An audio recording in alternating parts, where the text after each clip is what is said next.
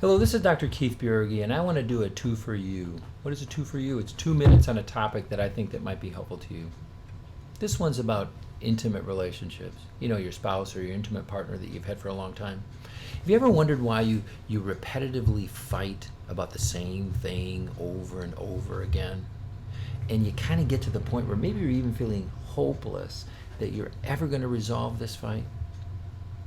Well, here's the catch. Here's the key. It's not about what you fight about, it's about how you fight about it. John Gottman and his researchers show that those that repair their relationship well really seem to thrive.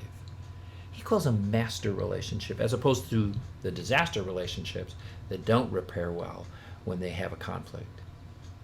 I want to give you 3 quick things to think about or to try or to consider when you're in a conflict with your spouse to help you change how you're doing the fight.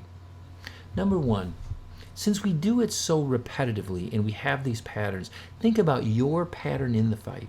How are you approaching the fight? Are you the pursuer, the attacker, the blamer? Are you the withdrawer, the person who withdraws, stonewalls, doesn't want to deal with the other person? What is your spouse? What's their pattern? Can you identify these patterns in the fight to stop them, preferably even before the fight? So that's 1. Identify the pattern. See if you can catch it either during or before to prevent those patterns from happening. Secondly, can you identify the underlying vulnerable emotion that's involved in forming your behavioral response in that fight? It's not about the anger. It's about the more tender, vulnerable feeling underneath it, the fear or the sadness. Can you speak out of that? 3, can you dig deep down inside and identify your attachment, your relational wants, needs, or wounds that might be played out in this fight? Those things that are wrong go way back in history that form how you approach your relationship. So if you can identify the pattern, the vulnerable emotion in the moment, and even further, the deep down relational wants and needs, you might change how you fight. In fact, think about it.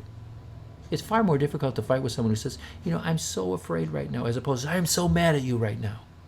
So seek to identify those patterns, those vulnerable emotions, and those attachment wants and needs, and it may change your fight. Better yet, seek out an expert, highly trained relational therapist, someone who has advanced training in the dynamics of intimate relationships. They'll help you. They can identify the patterns with you, those emotions and underlying attachment needs. This is Dr. Keith Bjorge. Hope you're having a great day.